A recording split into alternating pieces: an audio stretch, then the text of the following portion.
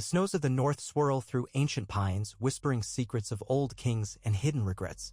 In the cold halls of Winterfell, Ned Stark, quiet and steadfast, paces near the hearth. His breath is a hush upon the still air as he recounts past and future, uncertain how the two align. A man of honor, duty, and quietly fierce love, he stands as tall as the old weirwood trees, even in a hush that begs him to bend. And yet he does not bend. He bears the weight of tradition, the legacy of House Stark, and the name entrusted to him by fathers long gone, shaping him into steel, yet perhaps steel too rigid for the cunning that men beyond the north have learned to wield. The wind outside howls faintly, its voice weaving with the low crackle of the fire, a gentle lullaby of ice and flame that dances about the corners of his mind. He stands in Winterfell's courtyard, remembering the day the king's arrival was announced. Ravens had soared overhead, black wings beating against a sky that promised chill. The message was simple: King Robert Baratheon rode north, an entourage of knights, ladies, and courtiers trailing behind. Their purpose, presumably a visitation or a calling of ancient ties, set a strange excitement and heaviness in Ned's breast. The old gods watched from the grove of silent weirwoods, pale-faced and solemn, as if trying to warn him of trials yet to come. But Ned, so used to the ways of truth and honesty, gave little space to cunning in his heart. He was a man shaped by the north, shaped by the snows that demanded resilience but not always wariness of the serpents that slither to the south. He took the path of loyalty with no regret, for that was the Stark way. Yet in the hush of another night, he wonders, could he have walked a lesser straight path? Might he have learned from the tragedies of House Stark's own past, from the cunning needed to preserve one's kin in a realm full of shadows? Such thoughts sit heavy in his mind, for to question his code is to question who he is. But as the candle gutters low and the winter wind sighs at his door, he supposes that had he softened the brittle edges of his honor, perhaps the story might have meandered toward gentler shores. He feels the press of the future, a slow tide creeping at the edges of his consciousness. King Robert's carriage rolling over the worn roads of the north, bringing turmoil wrapped in banners of gold and black. Ned's memory is drawn to Robert's laughter, the bear-like bellow that once shook the rafters back in the days of youth and rebellion. A friend, a brother in arms, and yet a king who grew bored of caution as swiftly as he grew bored of anything that did not glitter or roar with the heat of battle. Robert was not the man he had been, and Ned, with his slow, methodical approach to all matters, could sense the shift. The court came trailing behind the monarch like the tail of a comet, cunning courtiers, sly whisperers, and watchers from shadows. Ned would serve as always, but in service lay the seeds of fateful decisions. When Robert arrived that day, the banners snapping in the brisk wind, Ned took a knee, though Robert quickly bade him rise. Friendship overcame ceremony for a fleeting moment. There in the courtyard, ice-laced flags dancing overhead, Robert clasped Ned's shoulder and roared at him with a grin, yet the shadow beneath his eyes spoke of hidden burdens. Ned saw it and wondered if the realm's peace was balanced on precarious edges. But with the trust of a brother, he asked no cunning question nor demanded the full story. Instead, he simply welcomed his king, thinking no harm could come of such time-honored duty. After the feasting, after the mead and wine had softened the night, Robert spoke, "I would have you as hand, my old friend. I cannot rule without your honest counsel." Ned's heart sank a little. The north was his domain, his family's wellspring. Duty demanded acceptance, but the cost? He felt the weight of it like fresh-forged chains. Still, his sense of honor flickered bright. The realm needed him, and Robert asked with open arms. So Ned said yes, quietly, stoically, and his wife Catelyn's hand trembled in his as she realized what it meant: departure from home, from safety, from the walls that had cradled their children. But Ned's vow rang clear in his ears: when a king beckons, a loyal Stark answers. Yet on sleepless nights he would wonder if he should have insisted otherwise. Could he have refused the position and stayed amid the snows, leaving the Game of Thrones to those more attuned to its illusions and traps? But to do so would be to deny his friend in a moment of need, to deny a sense of deeper responsibility for the realm itself. In that moment, honor was the only path he saw, though in the darkness one might see many twisting corridors if only they lit a candle of cunning. In these verses whispered to the midnight sky, he contemplates those unlit corridors, those roads not taken. So he prepared to leave, though the hush of Winterfell seemed to cling to him. The godwood, with its ancient heart tree and the streaming red leaves, offered its silent counsel. The branches overhead seemed to murmur an unspoken warning: in the south, the old ways do not hold. Their cunning is not tempered by the same code. Their alliances shift like shadows at dusk. But Ned believed that truth and forthrightness would prevail, just as the changing seasons inevitably cycle through. Perhaps had he paused longer, had he recognized the illusions that swirl around power, he might have devised a plan more subtle, ensuring the safety of his family before pledging his loyalty. But the quiet sense of duty prevailed, so off he rode with the king's retinue, leaving his eldest son Robb behind to steward Winterfell in his absence. Down the King's Road they traveled, where ancient stones bear the footprints of countless generations. In the distance, the frost-laden forests gave way to the more temperate climes, the air growing gentler with each mile. By the time they reached Moat Cailin, Ned's mind was already turning to the burdens of the realm, political alliances, royal marriages, simmering feuds. A swirl of complexities unlike the crisp clarity of the north. And in each passing mile he felt the eyes of courtiers upon him, the curious stares, the sidelong glances. Some offered him polite conversation, others studied him in silence. He recognized little cunning in their words, but that was his failing, not theirs. He knew them not, nor did he trouble himself to see what lay beneath. Had he been less steadfast in trusting that others wore their truths plainly, perhaps he would have gleaned more from quiet interactions. He might have recognized how alliances form in hushed corners and behind sly smiles. In that unseen chessboard, the pieces move without heart. But Ned, so used to winter's honest chill, did not see the serpents for the flowers. Or perhaps it was simply that he did not wish to see. Even as he dozed in the saddle, lulled by the steady clop of hooves, he dreamt of simpler times, childhood memories, and the echoes of war in Robert's rebellion that had once taught him about loyalty and fortitude. Yet those were battles fought out in the open. The battles ahead, the ones of court and cunning, would require a different steel altogether. Arriving at King's Landing was like stepping into another world. The city sprawled out in labyrinthine streets, the air thick with heat and secrets. Red Keep towered, redstone shimmering beneath the sun, and inside those walls lay 1,000 hidden agendas. Ned took up his seat as Hand of the King. The responsibilities were immediate and dizzying, finances in disarray, outraged lords, rebellious whispers, and a queen whose eyes seemed to watch him with unreadable intent. Cersei Lannister, golden of hair and proud of manner, glided through the court like a prowling lioness. Her presence made Ned uneasy, though he was loath to accuse a queen without firm cause. In the hush of nights at the Red Keep, Ned would pace the dim corridors. He would gaze out from balconies into the black waters of the bay, studded with 1,000 lights of distant ships, and wonder if he might better serve the realm by forging alliances of his own. He toyed with the notion of approaching Renly Baratheon or even considering some arrangement with Tywin Lannister, though that notion repulsed him. He would think of the words of House Stark, "Winter is coming," and try to apply their cautionary meaning to the intrigues around him. But every morning he rose and repeated the same course: direct confrontation, truthful statements, attempts at righteous correction.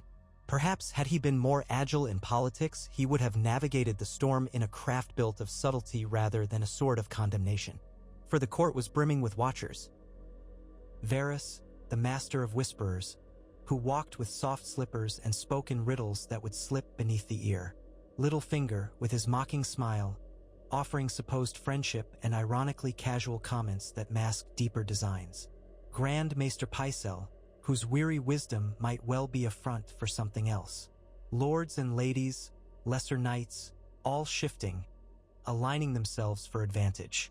Ned's northern sense of straightforwardness, admirable in a place of open fields and unvarnished truth, served as a disadvantage in this den of sly grins. And even as he spoke with them, trying to keep the realm on the path of justice, he neglected to weave his own net of alliances. Day by day, pieces fell into place that would lead to tragedy. King Robert's hunts, his arguments with the Queen, the suspicious closeness between the Lannister twins that Ned tried not to dwell upon, for it seemed unthinkable. He discovered small, disquieting details in the accounts, in the rumor-laced corridors, in the sudden hush whenever he approached certain topics. He wondered about the debts the crown owed, staggering in number, and about the power of House Lannister's gold. He began to suspect that the children who wore the Baratheon name might not truly carry Robert's blood. That suspicion flared bright as a comet in his mind, but rather than handle it in the shadows, he brought it forth like a man brandishing a sword at midday. He sought the truth, yes, but he did so openly, giving every cunning ear the chance to hear. Late at night, when sleep was elusive, he would imagine a different approach. Quiet investigations, forging trust with lords less beholden to the Queen, ensuring the safety of himself and his daughters Sansa and Arya. He might have bribed some of the watchers, gleaned more from the little birds that sang in the keep. He might have approached Stannis Baratheon directly or formed a pact with Renly. But each scenario felt tainted with deceit, a path he dreaded to tread. So he told himself that forthright justice was the better way. The old gods would see him through. Yet in the hush that fell after every meeting with the cunning men of the South, the old gods did not speak up. They left him to the illusions and threats swirling in King's Landing. Then came the day that changed everything, the day Robert left for the ill-fated hunt. Wine, laughter, and the clang of steel echoed in the yard as the king and his retinue departed. Ned had argued with Robert beforehand, tried to rein in his reckless ways, but the king would not be swayed from his sport. Fate or cunning forces arranged for that hunt to be the last. The boar that Robert faced in the forest cost him mortal wounds. By the time they carried the king back, feverish and weak, the realm tottered on a perilous edge. Ned took pen and paper, writing Robert's final words. He saw the sweat upon the king's brow, heard the shallow breaths, and realized that soon the realm would be ruled in truth by those left behind. Ned tried to keep the peace by writing that Joffrey was the rightful heir but under the protection of a regency. Yet he replaced Joffrey's name with the phrase "my heir," hoping to protect the line of succession until the truth could be revealed. Some might call this cunning, but it was not cunning enough. In that moment, had he been truly pragmatic, Ned might have concealed his discovery until he could rally the lords and gather proof. He might have told no one, certainly not Cersei, until Stannis or Renly could be in the city with enough force to stand against the Lannisters. He might have formed an alliance with Littlefinger or Varys from a position of secrecy, ensuring they would aid him rather than betray him. Yet he delivered the news to Cersei herself, hoping she would show mercy and leave with her children. In that, he revealed too much. The old ways of honor demanded that he offer her a chance to flee to spare bloodshed. But cunning demanded a quiet coil, a hidden hand upon the pieces. And so Cersei's secret did not remain in Ned's control. She turned it into a sword poised at his neck. Robert died, and in the swirl of chaos, Joffrey ascended. Ned tried to claim regency, brandishing the king's letter, but the letter alone meant little in the face of steel, and the Lannisters had enough steel to fill the throne room. Littlefinger, who Ned thought might be an ally, turned on him in that crucial instant. The Gold Cloaks sided with the new king, the queen, and Ned found himself under arrest. In the dungeons, damp with the reek of old stones and flickering torches, Ned had time to reflect on how swiftly the board had turned against him. Honor had brought him to that cell, but might it have been avoided? In the stillness of those days, he might have recalled his father's cautionary words or the memory of how swiftly House Stark's fortunes changed in the tragedies of the past. He might have remembered that justice is only as strong as the forces that uphold it. In King's Landing, those forces had never truly been in his favor, and so the illusions of the throne room overshadowed any noble vow. There, in a single heartbeat, he recognized that he had been honorable yet foolish in believing that others would respect that honor as he did. Perhaps if he had joined with Renly in secret or quietly encouraged Stannis to bring an army or placed Sansa and Arya beyond the Lannisters' reach before confronting them, events would have taken another course. Instead, he found his sense of right far outpaced his sense of protection, and the realm's game of illusions consumed him. Ned was promised clemency if he confessed to treason, a bitter pill after a lifetime of loyalty. The wind in the north might have howled in outrage, but behind Red Keep's walls, Cersei's will was the wind that howled. The queen desired a quiet solution, a confession in exchange for a life in exile, perhaps. Sansa pleaded for mercy with the new king, her young voice trembling in the lion's den. Ned, broken by the knowledge of the danger to his daughters, agreed to speak false words upon the steps of the Great September. He went there under a sky that felt too bright. A crowd pressed in on every side. Kneeling to speak, he proclaimed his guilt, weaving a lie for the sake of his children. But Joffrey, newly crowned and eager for a display of power, defied his mother's plan. In one cruel motion, he ordered Ned's head struck from his shoulders. So ended Lord Eddard Stark's service, and so began the further unraveling of a realm on the brink. Yet we gather, in gentle verse, to wonder how it might have gone if Ned had played the game differently. In softer corners of possibility, we imagine him forging alliances before revealing the secret of the crown's heirs. We see him sending Sansa and Arya north under trusted guard. We watch him carefully approach the Iron Bank, ensuring financial leverage. We see him strike a pact with Renly, with Varys, perhaps with those who might value stability over ambition. And we watch him bide his time, discreetly gathering proof of the Lannisters' treachery until the hour was right.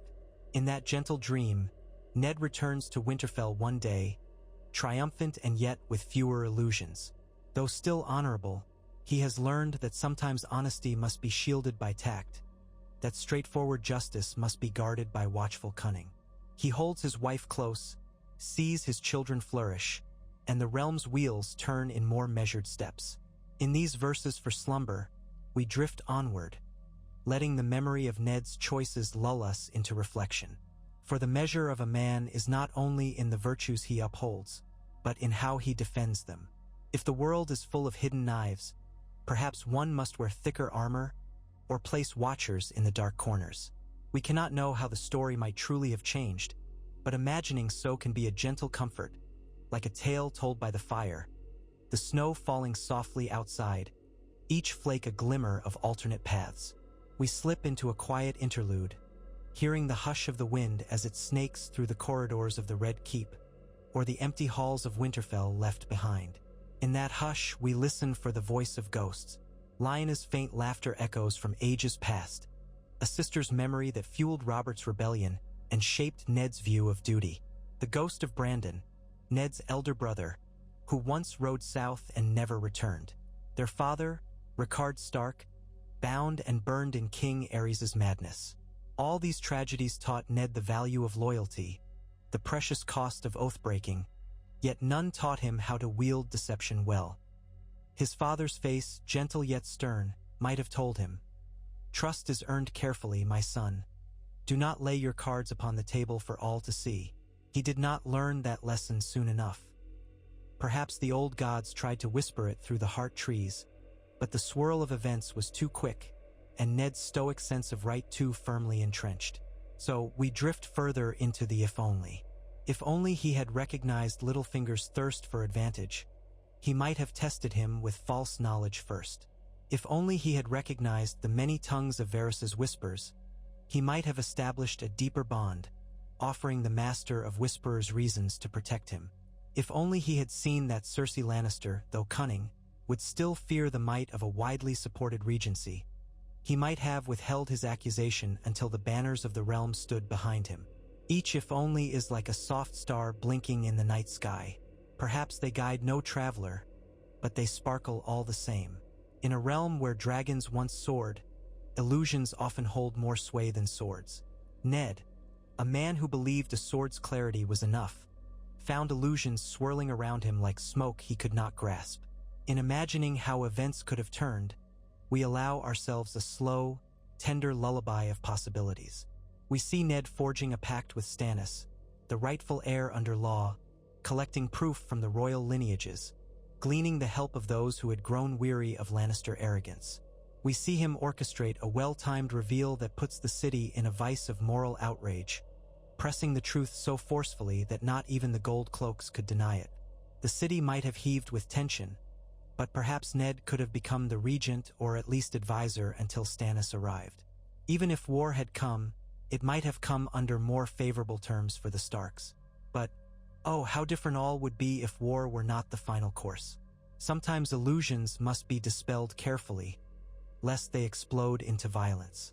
Had Ned realized this, he might have used stealth to shape a more peaceful shift. Summer gave way to autumn. The realm, uncertain of which season it truly inhabited, braced for the deeper chill that eventually arrived. Ned's downfall was but the first stone thrown in a great avalanche. War soon raged across the land, each lord vying for power, each corner of Westeros unsettled. The consequences of Ned's honorable foolery rippled outward in 1,000 collisions, sowing sorrow and pain for houses on every side. As we watch it unfold from a gentle vantage, we wonder if one man's caution, if one man's strategic pause, might have changed that tide. But these are only the wonderings that cradle us to sleep, the verses that keep sorrow at bay by crafting alternative endings.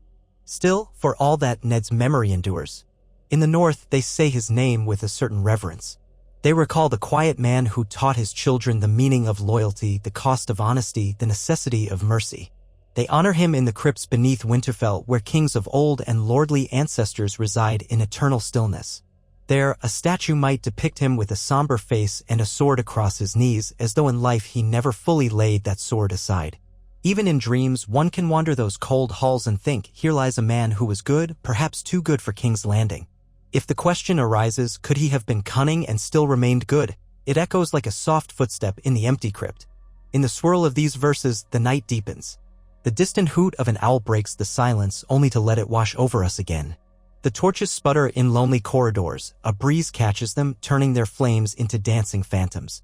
Ned's ghost lingers in these corners, pondering the chessboard of men. He sees knights and queens, rooks and bishops, all shifting to trap one another.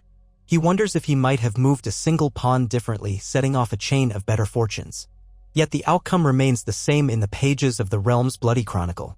His head fell at the sept, the crowd roaring, Sansa screaming, Arya hidden away, and the realm's illusions solidified behind Joffrey's cruelty. The quiet truths are overshadowed by a swirl of politics and ambition. The realm lurches forward, unstoppable. If you close your eyes now, you might hear the quiet steps of a solitary wolf across freshly fallen snow. Each step is a tribute to Ned's unwavering sense of duty, even in the face of cunning that he refused to adopt. The north wind sighs, what if he had listened, but the question drifts away, unanswered. For in the present telling, we hold his story as a caution and a lament, weaving it into a bedtime litany that urges us to reflect on the choices we make.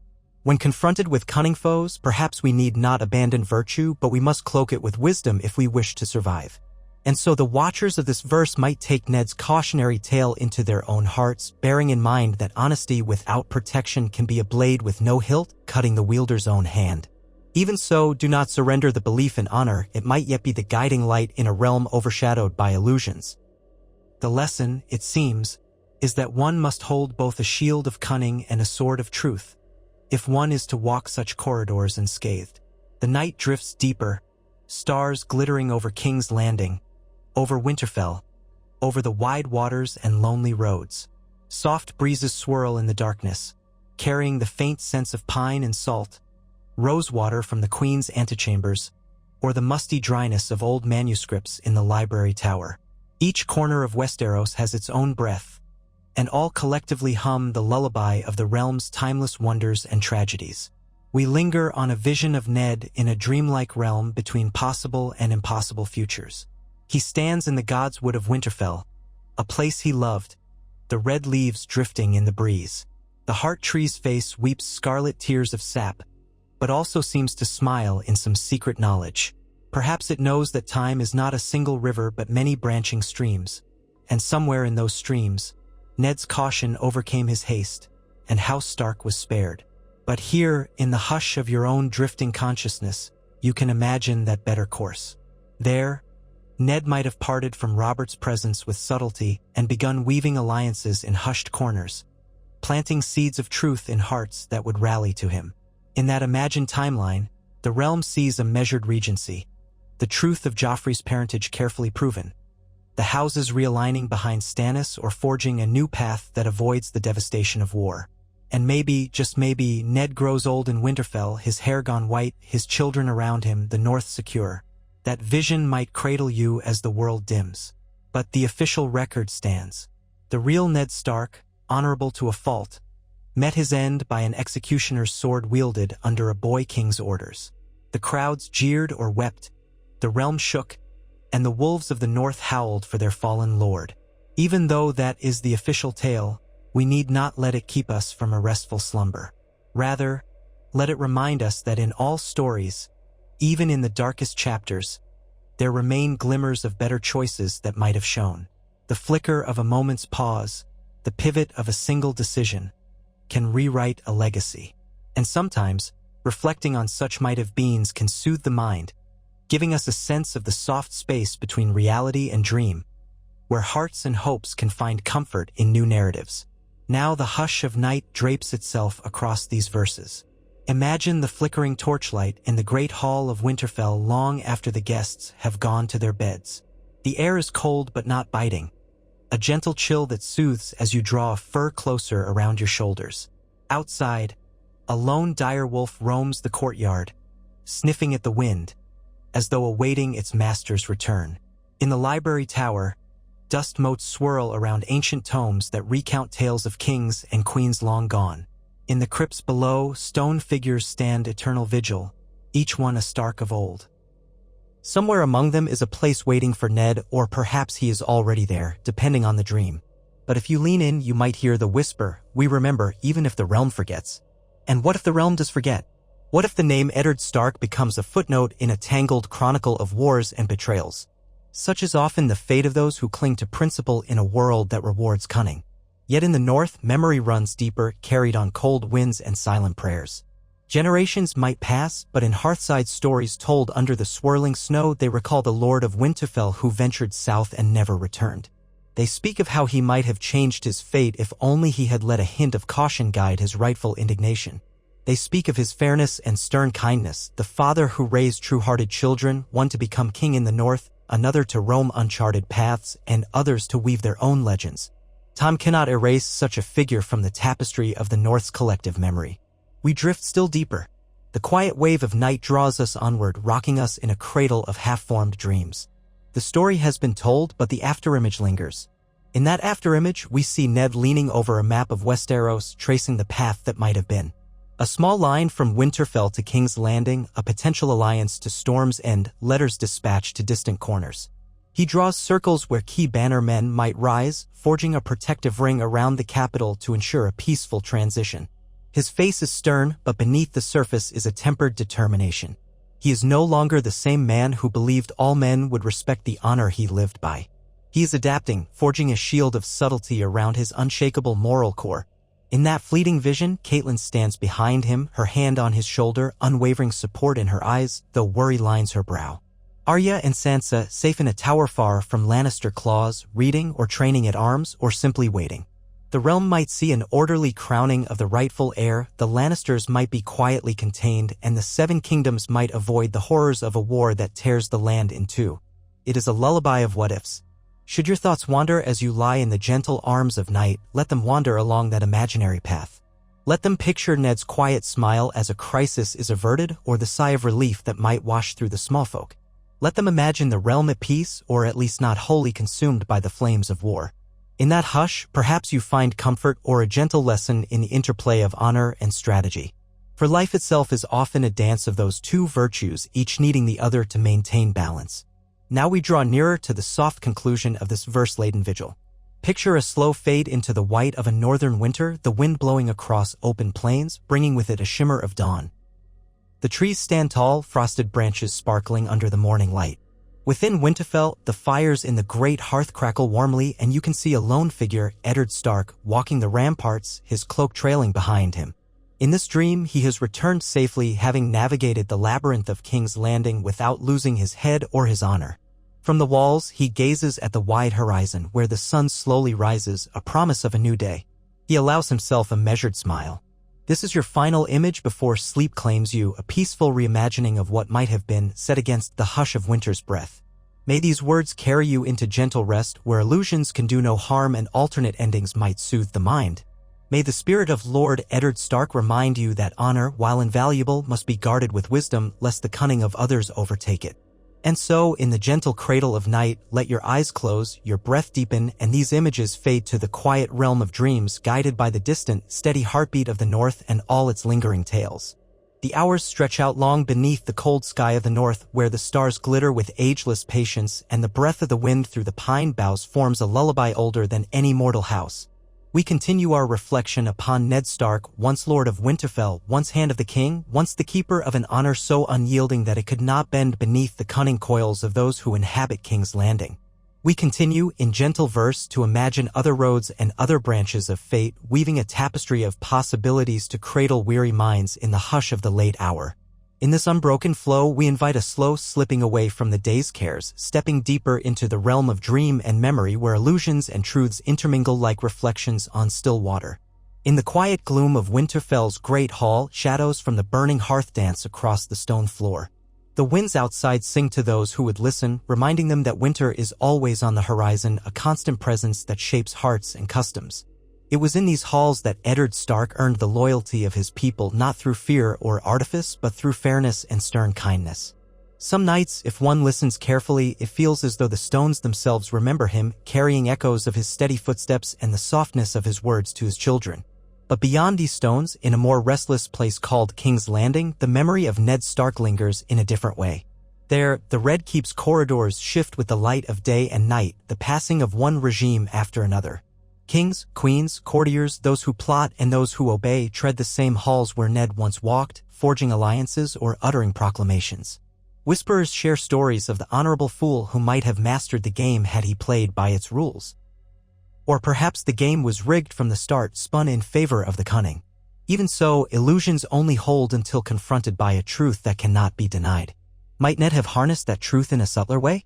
Might he have hidden it in the soft hush of a letter or the sealed hush of a chest until the right lords and ladies were prepared to act? Perhaps so. We journey into that dream of alternate paths, drifting as though on a winding river that flows beside the official timeline. In one soft current, we see Ned arriving at King's Landing more prepared for the hidden barbs. He enters the city with a retinue not just of guards, but of northern men skilled in reading hearts, men who might keep watch among the merchants and tavern whispers. At his side, he brings intangible alliances, trusted correspondences with houses who share an interest in upholding stable rule rather than Lannister might. In that gentle dream, we witness how each conversation Ned has with the King's Council is tempered by caution. He does not brandish his suspicions but tends them quietly like coals in a hearth. He listens closely to Varys's riddles, seeking the meaning behind the Master of Whisperers' carefully chosen phrases. He tests Littlefinger's promises by offering him half-truths and seeing how that knowledge returns to him in rumor. Step by step, he shapes a net of information, prepared to catch the moment of betrayal before it falls. Still, the hush of moral conflict tugs at Ned's heart, for he is a man who despises deception. Yet in this alternate imagining, he has accepted that in King's Landing, illusions are not always a sign of cruelty, they are a shield as much as a weapon. So he arms himself, wearing that shield over his honor, protective as a thick cloak. He keeps Sansa and Arya under careful guard, not as prisoners, but as precious cargo that must be safeguarded in a land of shifting alliances. He holds them close, offering them kindness and structure, aware that the city is not the stable haven he had hoped it might be. Time moves forward in that drifting dream. King Robert departs for his great boar hunt, and Ned, suspecting the swirl of plots that so often lurk in the king's absence, readies his own watchers in the field. The Lannisters cannot make a move without eyes upon them. Letters find their way northward, calling upon certain bannermen to stand ready. Word passes discreetly to lords in the Reach and in the Riverlands, men who might be swayed by the knowledge of the crown's precarious finances or by a quiet suggestion that the queen's children are not the king's. As Robert hunts in the forest, Ned hunts in the city, quietly, meticulously, gathering every thread, every subtle rumor that might confirm the truth he suspects. The question of Joffrey's parentage weighs on him, a moral storm cloud gathering overhead. Yet he does not confront the queen in the open as in the real tale. He simply prepares for the storm, ensuring that if lightning should strike, he will have sturdy walls against it. In the lull of a warm evening, Ned stands alone in the godwood of the Red Keep, no replacement for the ancient grove of Winterfell, but a small corner of green and water nonetheless. The breeze rustles the leaves, and in that hush, Ned wonders if the old gods can hear him so far south. He breathes in, remembering the solemn eyes carved into the weirwood back home, and hoping that the gods can see his heart clearly. As he gazes into the reflection on the water's surface, he imagines the consequences of revealing the truth too soon. He imagines Robert, enraged, perhaps willing to strike at Cersei and her children. He imagines the realm in chaos, each major house scrambling for advantage. He imagines the heartbreak in Sansa's eyes, for she has grown fond of the princess's illusions, the finery, the songs, the idea of being betrothed to a prince. He imagines Arya's defiance, her little face set with a will to fight. With a shiver, he resolves to time his revelations precisely to ensure that mercy is extended even to those who might deserve otherwise. He will not cause needless bloodshed. He will not see the realm torn asunder. In this alternate path, Robert returns from the hunt gravely injured as fate still demands. Time has not changed the day he is carried back to the Red Keep, moaning and delirious, the boar's tusk wound deep in his side. The city trembles, for they sense the passing of one king and the uncertain future of another. Ned steps into the king's chamber, kneels by Robert's bed, and hears the last delirious wishes of the once gallant warrior.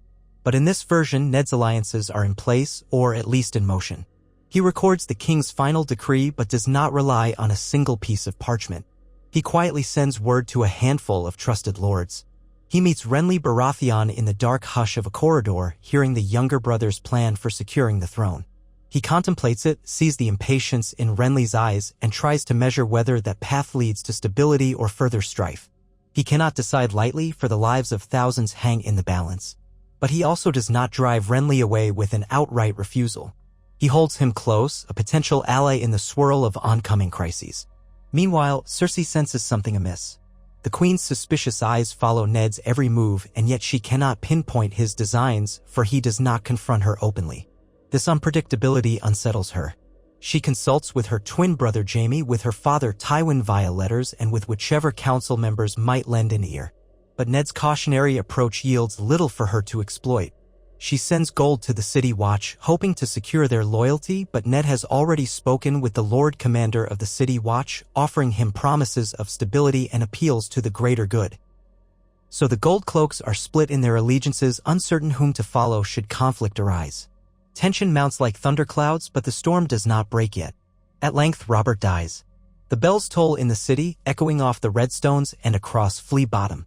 Crowds gather in anxious clusters, rumor blooming like weeds in every corner.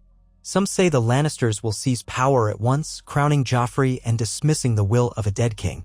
Others say Ned Stark holds secret letters from Robert that name a different heir. Still others claim Renly or Stannis is rallying to march on the city. Fear grips the hearts of the small folk, for they know how quickly war can scour the land. Amid the swirl, Ned Stark moves carefully, summoning key figures to the council chamber by night. He reveals, with measured clarity, the terms of Robert's final command that the realm should be placed in the hands of the Hand of the King until the rightful heir can be confirmed.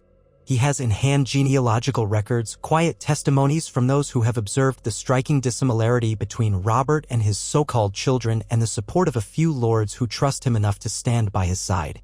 But he does not publicly accuse Joffrey of being born of incest. Instead, he invites the lords to weigh the evidence. He pleads for reason and caution rather than a sudden coup. And in this hush of measured words, he seeks to sway hearts not through threats, but through the gravity of truth that he has carefully packaged in a veneer of calm. Cersei attempts to speak, to rage, to demand that the throne pass to Joffrey immediately. Jaime, standing beside her, grips the hilt of his sword, eyeing the Gold Cloaks to see which side they lean toward. Some stand uncertain, others shift their weight, glancing at Ned's men. But still, no sword is drawn, for Ned has not lit the fuse of open confrontation. He addresses the Queen, acknowledging the rumors that swirl, but offering a path of dignity. Step aside for an interim regency, he says, and let the matter be settled by the great lords of the realm. He gently raises Robert's seal, the letters of command, the testimony of watchers from the days of King's Landing tournaments. And he extends his hand not in condemnation but in an invitation to avoid bloodshed. The hall holds its breath. In that fragile moment, the realm hovers between war and a more measured reckoning. The weight of House Stark's alliances, House Baratheon's fractious lines, the cunning of the Lannisters all press in from every side. Yet in this dream, Ned has placed the pieces in such a way that Cersei hesitates. She knows that if she draws steel now, if she tries to seize the throne by force, the city itself might rise against her. She fears the risk that one of the Baratheon brothers might already be near the gates with an army. She suspects that the Gold Cloaks are not fully in her pocket. So she chooses a carefully placed sneer, insisting upon Joffrey's crowning, but agreeing to let a council of lords deliberate the matter of regency. This uneasy compromise sets a clock ticking. Joffrey is declared the new king, but with limited authority until the lords can gather. Ned remains hand for the moment, but the tension is palpable. That night, Ned paces the tower where he resides, seeing to the safety of Sansa and Arya. He has shielded them from immediate peril, ensuring that the Lannisters have no easy leverage. He has also dispatched quiet messages to Catelyn in the Riverlands, advising caution and readiness. He hopes that her father, Hoster Tully, will stand behind him and not yield to Lannister pressure. In a flickering candle's glow, he writes sealed letters to various lords, Mace Tyrell in Highgarden, the new Warden of the West if it comes to that, the Lord of the Vale who might yet hold allegiance to the memory of Jon Arryn. Each letter is carefully worded, appealing to honor but also hinting at the practical dangers of letting the Lannisters reign unchecked. He uses the potential alliance with Renly, who has quietly left the city, as a bargaining chip. Step by step, he fortifies his position. A swirl of exhaustion passes over him, and as he lays his quill aside, he wonders, is he still the same Ned Stark who left Winterfell, the man who believed all battles should be fought in the open? Perhaps not. But if this path can spare his daughters and the realm from needless bloodshed, perhaps it is worth this subtle shift in his nature.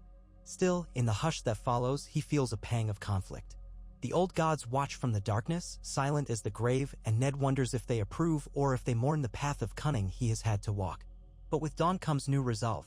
He steels himself, remembering that war is the greater evil if he can avoid it, or at least temper it. Then he is not betraying his honor, but protecting it in a realm that plays by different rules. The realm holds its breath while ravens fly, summoning great lords to King's Landing to settle the question of succession. The news spreads across the 7 kingdoms. King Robert is dead, his son Joffrey is crowned but not fully recognized, and the hand of the king calls for a great council. Tensions ripple outward, some lords seeing an opportunity to press old grievances, others simply wanting peace. In the Riverlands, Cat Stark stands vigilant at Riverrun, prepared to dispatch troops if the Lannisters move against Ned. The Eyrie remains quiet under Lisa Arryn, who has her own fears. Highgarden calculates the benefits of supporting one claimant over another. The North stands as a bastion of loyalty to House Stark, ready to march if the call comes. And far to the east, on the rocky shores of Dragonstone, Stannis Baratheon broods, reading Ned's letters with a face like stone. He does not trust easily, but the words ring with a certain honesty. Could it be that Ned Stark is the only lord who seeks a lawful transition rather than chaos? Perhaps. Thus, the city swells with new arrivals, each seeking position. Old enmities stir. If one is to walk the streets of King's Landing at dusk, one might sense the tension, see men in half-hidden armor clustered under flickering lantern light, or hear the hush of rumors spoken in hushed voices at taverns near the wharf. The Red Keep stands like a red sentinel, its high towers lit by torches, watchers posted at every parapet. Inside, Ned Stark meets daily with the council, doing what he can to maintain the appearance of normal governance. Taxes must be collected, bread must be distributed, the watch must be paid. But behind every mundane task, a tremor runs. The knowledge that a single misstep could bring the city into open violence. Days pass and lords begin to arrive.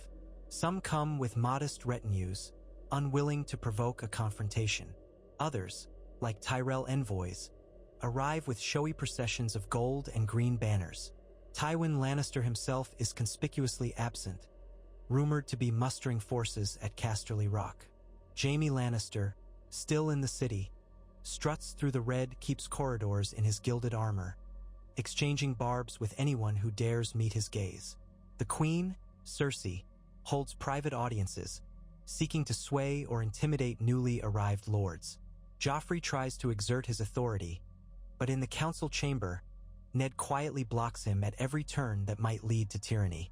The young king fumes, uncertain why his mother allows such defiance. Cersei soothes him with promises that soon, once the lords are dispersed and the threat of uprising is quenched, Joffrey will reign unchallenged. In the corners, Varys listens, Littlefinger smiles slyly, and Grand Maester Pycelle offers his simpering opinions, each a puzzle piece in a grand mosaic of cunning. In the hush of late nights, Ned writes in a leather-bound journal, trying to put his thoughts in order. He recognizes that this balancing act cannot last forever.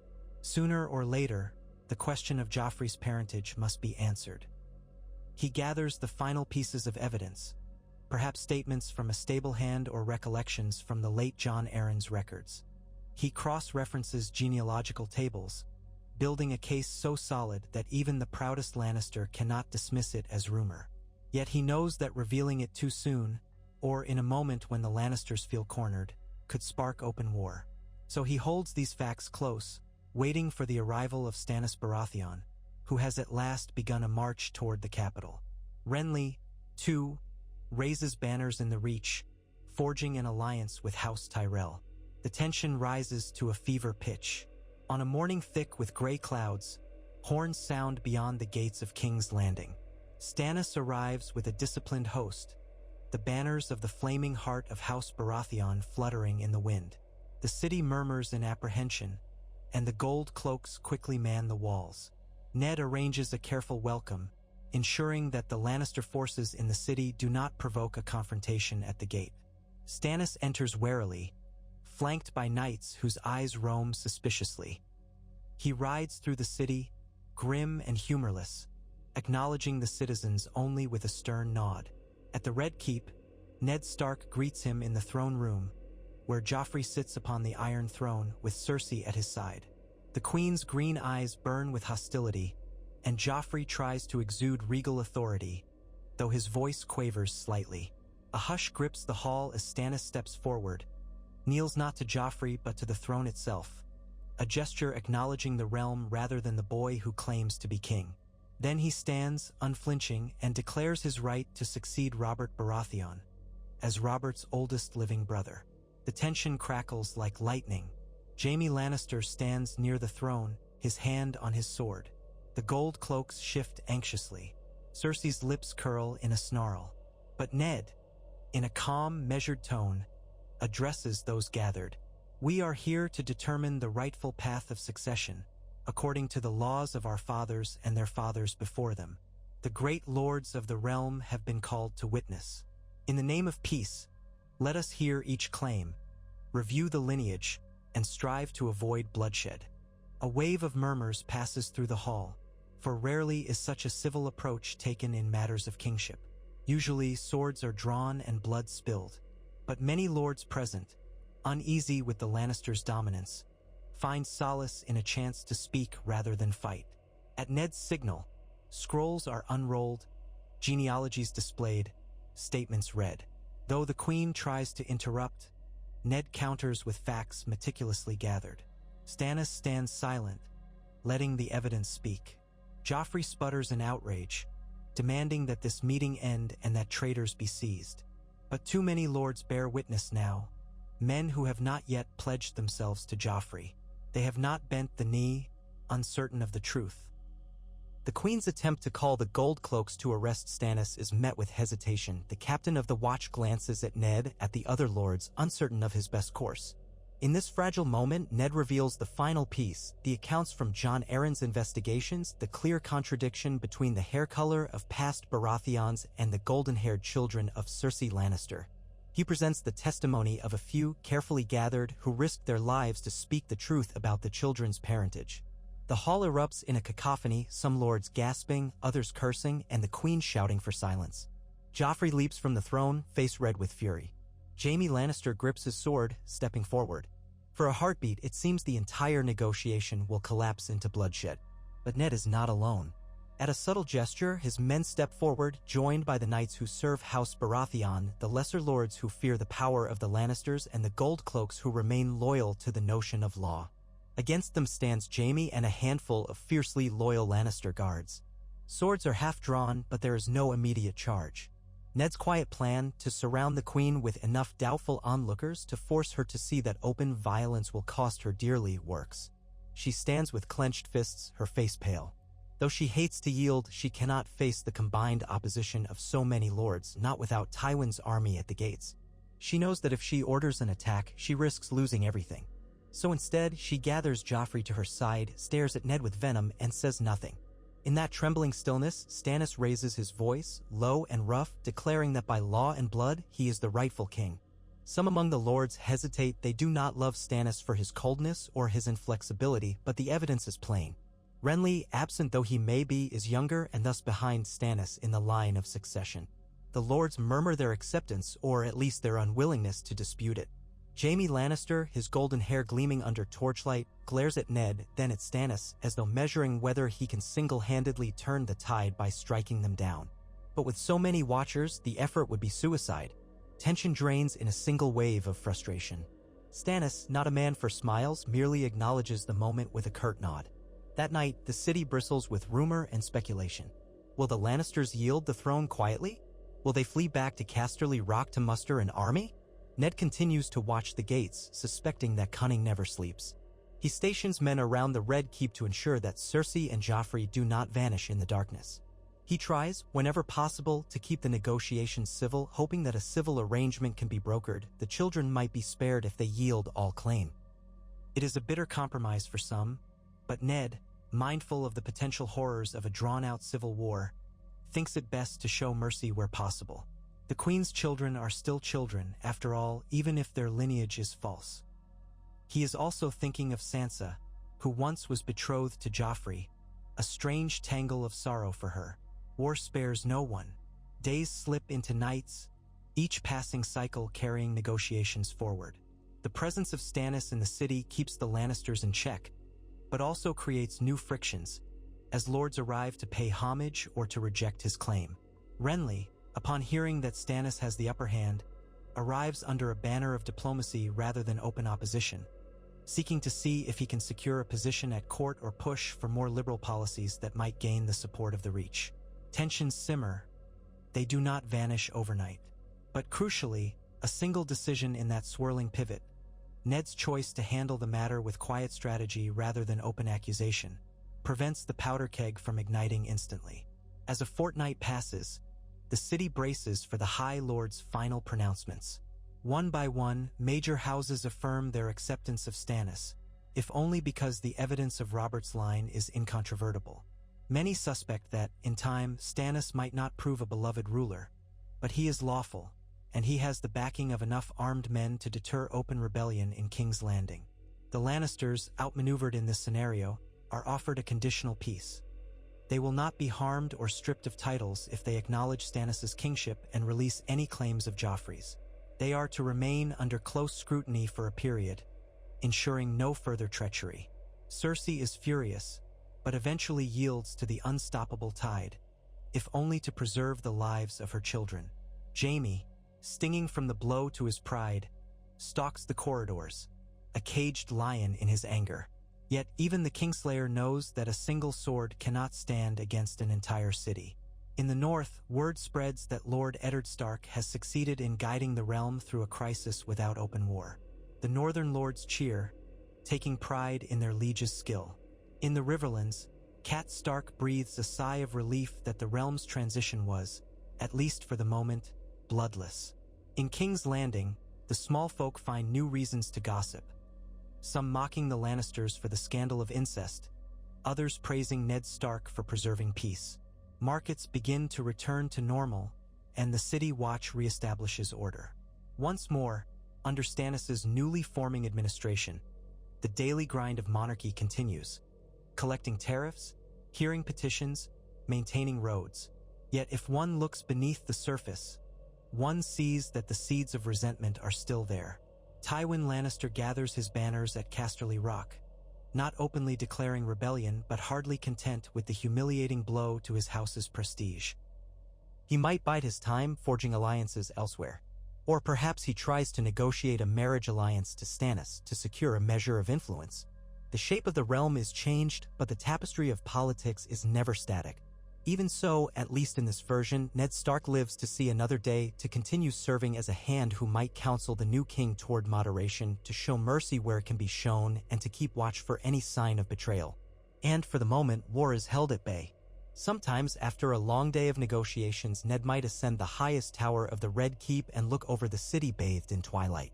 The rooftops glow in the last flush of sunset, and the sea beyond reflects the dying light. He sighs, relieved that the worst of the bloodshed was avoided, yet weary from the endless labyrinth of negotiations. In those moments, he yearns for the cold clarity of Winterfell, the comforting hush of the Godwood, and the honest labor of his own lands. But the realm needed him here, and for once Cunning served his honor rather than betraying it. Perhaps he has proven to himself that a man can adapt without forfeiting his soul entirely. So this is one dream of how matters might have gone, a gentler dream where the realm does not shatter into a vicious war the moment the truth of Joffrey's birth emerges. But the thread of possibility could weave on and on, for each decision triggers branching paths. In another twist, perhaps Ned might have allied more firmly with Renly, bringing the might of the Tyrells to bear and establishing a more charismatic king in place of Stannis. That might have invited a different conflict, though, for Stannis, the eldest brother would not lightly yield. Or perhaps Ned might have decided that the knowledge of Joffrey's illegitimacy was best shared quietly with key lords, leaving the Queen to maintain a polite fiction while the realm prepared for a transition at some later date. In that scenario, illusions linger and open war is postponed, though the moral cost is high. Indeed, for each twist, 1,000 new possibilities bloom, some violent, some peaceful, some uncertain. It is in the nature of the realm that illusions and truths wrestle at every turning. Even if Ned had succeeded in forging a more strategic path, hidden knives and hungry ambitions would still lurk in the shadows. The Targaryen heirs across the narrow sea might one day attempt to reclaim the throne, seeing in a moment of instability their chance. The Greyjoys might sense an opening to strike from their Iron Islands, testing the new king's naval defenses. Dorne might decide that old grievances can be avenged now that the throne has changed hands. The Game of Thrones is never truly won or lost, it simply passes from one player to another, each move shaping the next wave of conflict or uneasy peace. Yet for all of that, there is a poignant comfort in imagining that Ned could have avoided his tragic end, that he might have guided his beloved realm through the crisis with wisdom rather than stubbornly uncompromising bluntness. He might have lived to see his daughters wed not in sorrow but in joy, to see his sons grow into men beneath the northern sky, to walk the snows of Winterfell in old age hand in hand with Catelyn. Such a future is not beyond imagining in the gentle space of a bedtime verse, where possibility is as fluid as a dream. We move now into a softer reflection, letting the swirl of politics subside for a moment and focusing on Ned's inner world. Picture him returning to Winterfell some months after the succession crisis has been resolved, the nights growing longer as winter approaches. At the gates, he dismounts from his horse, feeling the familiar crunch of snow beneath his boots, the crisp northern air filling his lungs. Robb, now stepping into the role of a young lord, greets him with a respectful bow and a warm embrace. Bran, recovered from an injury in some versions of the tale, or never having suffered it in another, looks up at him with bright eyes. Rickon clings to his mother's skirt, excited to see his father. And the girls, Sansa and Arya, slip out of the carriage with excitement or relief, for the South was too full of tensions and dangers for them to grow up peacefully. In that moment, there is a sense of triumph, but also of quiet exhaustion. Ned has borne the weight of a realm's fate. Now he must attend to the simpler joys of home. In the Great Hall, a feast is laid out in welcome. The bannermen speak in low voices, grateful to see their lord return safely. The old gods are thanked for preserving House Stark from the madness that so often engulfs the capital. Meat is poured, bread broken, and the old songs of the North rise gently to the rafters. Here, Ned can rest from the intricacies of the throne, though he knows the realm still calls him to serve. After the feast, he might retire to the Godwood, walking alone between the silent sentinel trees, the snow glimmering under the moonlight. He might kneel by the heart tree and let out a breath he has been holding for months, offering gratitude for the chance to return home alive. A man can only carry so many burdens before Longin. For the peace of his own hearth. Yet in that hush, he also knows that illusions lurk even in victory.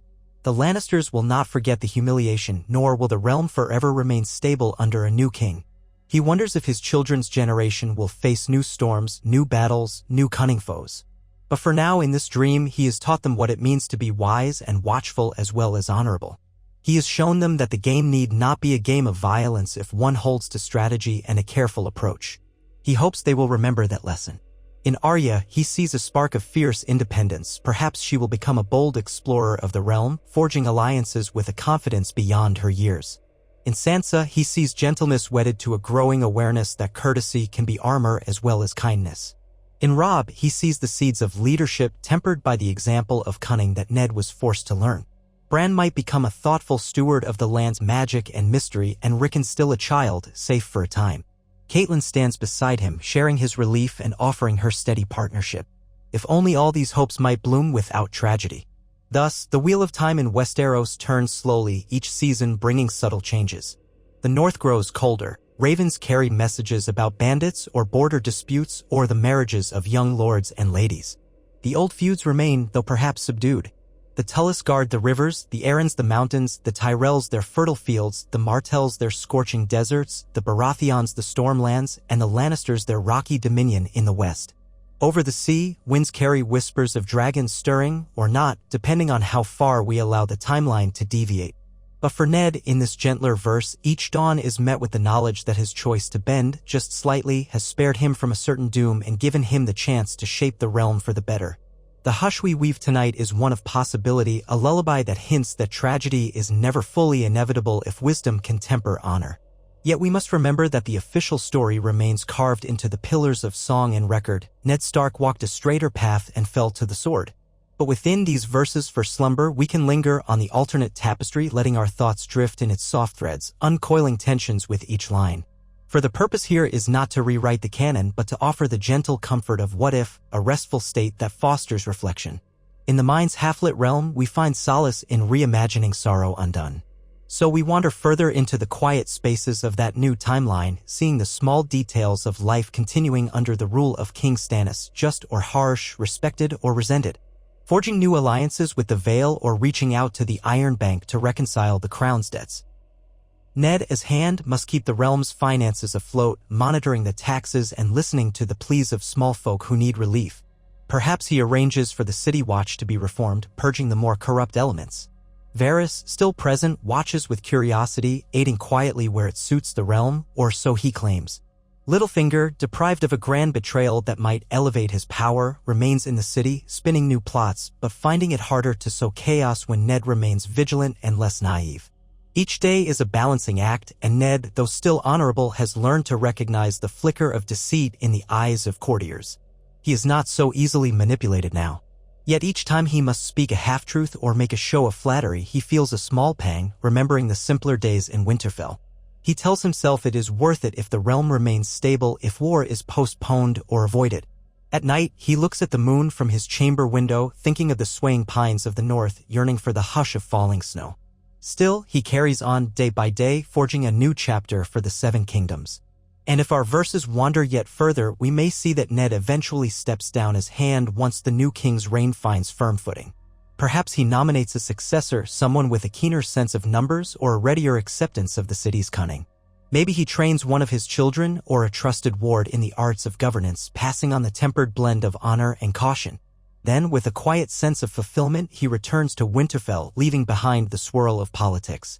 The city's watchers note his departure, some relieved, some regretful, for many have grown to respect him in their own way.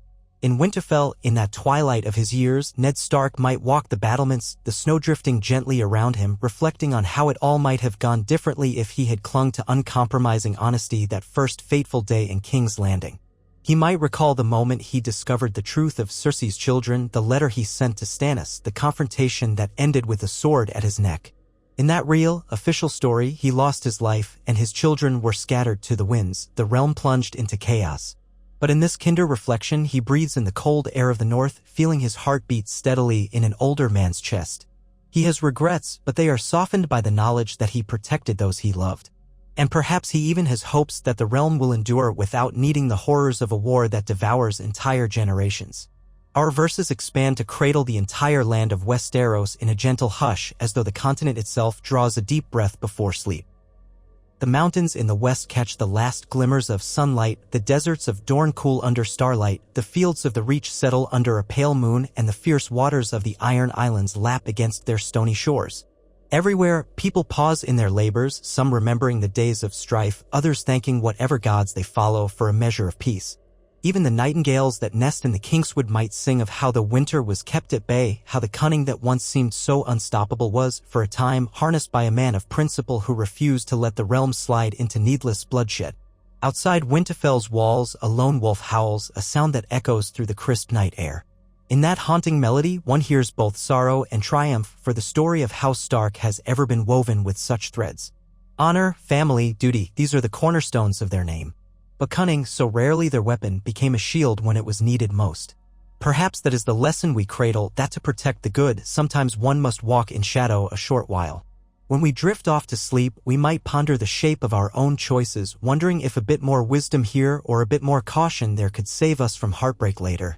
We cannot know until we face the moment, until we meet the illusions swirling around us. And so, dear wanderer in the realm of dreams, let your eyes grow heavy with the soft repetition of these reflections. Picture the candlelight flickering in Winterfell's corridors, the hush of well-worn flagstones that have carried the footsteps of Starks for generations. Imagine Ned, older and wiser, pausing before the statue of his forefathers in the crypt, considering how their legacies shaped him. Or see him tucking his children into bed, each tucked beneath warm furs, the tower windows rattling with a northern wind. Peace is a rare gift in a land so often torn by strife, and in this dream echo of possibility we cherish it like a precious jewel. Savor the feeling of tension uncoiling, replaced by a lullaby of stillness that eases the mind toward rest. If we drift again to King's Landing in this extended imagining, we might see new customs emerging under the rule of Stannis, the enforcement of laws once ignored under King Robert's lax governance. We might see the city's infrastructure improved or the crown's debt gradually paid down. We might see fewer lavish tournaments and more practical measures to support the small folk, as Stannis is not one for frivolity. We might witness the reorganization of the council with men and women of genuine skill placed in key roles. Over time, perhaps the city thrives in a certain stern prosperity. Not a carefree golden age, but a stable regime that allows for the seeds of improvement. Cersei and Joffrey remain within the city under a form of house arrest, or perhaps they are sent away to live quietly somewhere, stripped of the Baratheon name. Some might see that as punishment enough. Others might call it too lenient, but Ned would argue that mercy, once given, can sometimes tame the darkest hearts or at least keep the realm from the cycle of revenge that leads to further bloodshed. Joffrey, no longer a prince, might grow up resentful, or perhaps, stripped of power, he might learn humility. Cersei's pride, wounded beyond repair, might lead her to brood in bitterness, or perhaps she finds a measure of acceptance. The outcome depends on how deep the illusions of greatness ran in her heart. Time marches on. Over the sea, Daenerys Targaryen might still dream of reclaiming the Iron Throne for House Targaryen, forging alliances, or awakening dragons. Or perhaps, hearing of a stable monarchy under Stannis Baratheon, she remains uncertain whether the realm will rally to her return. Without the chaos that consumed the official timeline, her cause may lack the same spark that ignited rebellion among the disenfranchised. We cannot say for sure, for these verses revolve around Ned Stark's path, leaving other stories only half illuminated. Yet the faint possibility of Dragonfire lingers at the edges, a reminder that in Westeros, peace is ever precarious. Meanwhile, the seasons continue their ancient cycle. Autumn leaves fall, swirling in the yard of Winterfell, and children laugh as they chase each other between the pillars. The threat of a long winter looms, but the harvest has been managed carefully, resources set aside. Even in the south, farmers glean the last of the summer's bounty. Life goes on, day by day, in the bustle of markets and mead halls. Ballads are sung by traveling minstrels who come north, praising the cunning of Lord Eddard Stark that averted a war, an odd twist to those who recall that Ned was once famed for being straightforward to a fault. But perhaps the realm needed that metamorphosis, that bit of adaptive wisdom. Perhaps the realm survived because one man bent without breaking.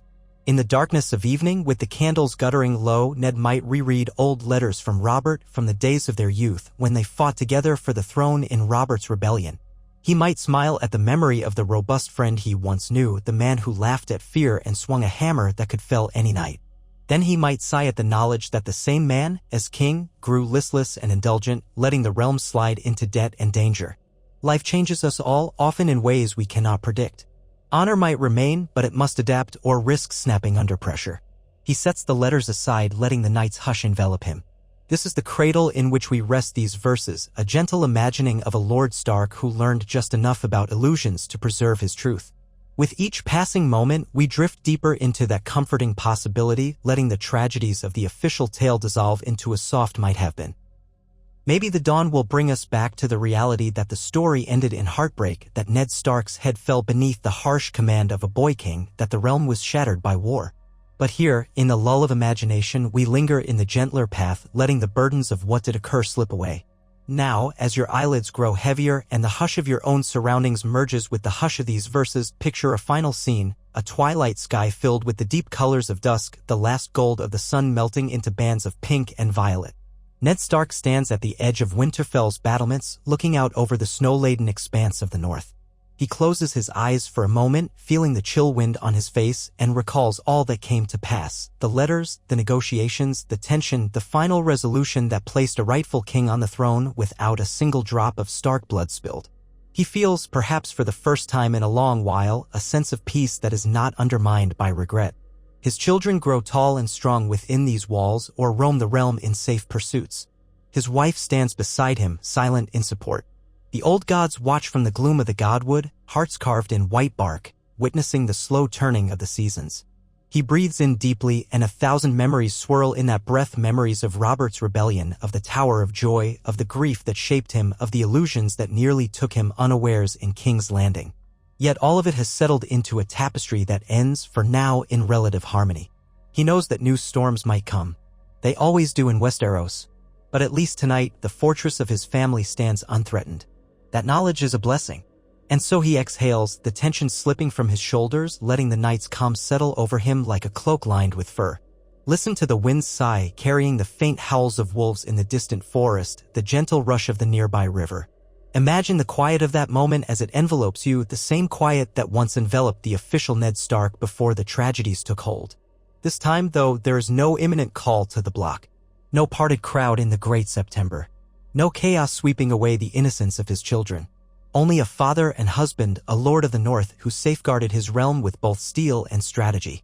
In the spaces between these words, feel the release of tension, the drifting approach of sleep, as though you stand beside Ned on those battlements, gazing out over the moonlit snow, secure in the knowledge that for tonight, peace is real. Should your thoughts wander as you slip deeper into rest, let them wander freely among these reimagined paths.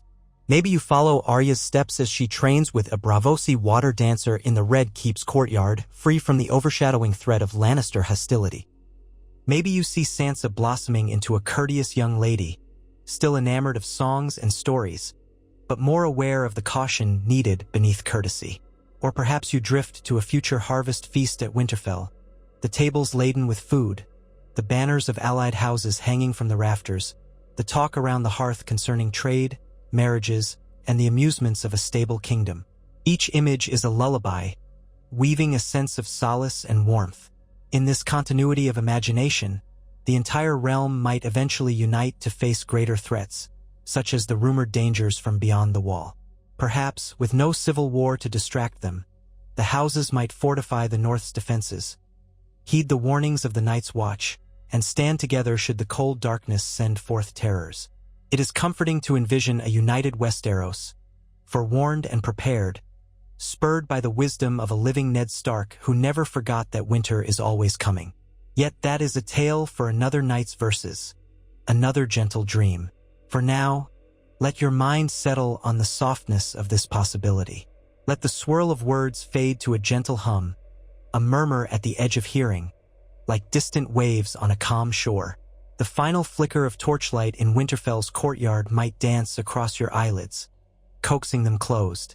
The distant howling of wolves might lull you, each echo receding into stillness. The abiding presence of the old gods, or the Seven, or whichever powers watch over that realm, might stand vigil over your rest. In these last moments, you and Ned both breathe a slow, measured breath, releasing the day's tension, letting the hush of true night envelop everything. And thus, we end this extended lullaby, this continued weaving of what-ifs and might-have-beens. May it guide you into a tranquil sleep, where your dreams can wander through halls of stone and snow, or among southern courts of marble and gold, free from the tangles of battle and the sting of betrayal. May you find, in the warmth of these verses, the gentle hand of hope that even in a land shaped by illusions, honor can endure and adapt, carrying good hearts beyond the reach of tragedy. Let the final hush carry you away, safe in the cradle of imagination, until dawn's first light quietly rouses you again.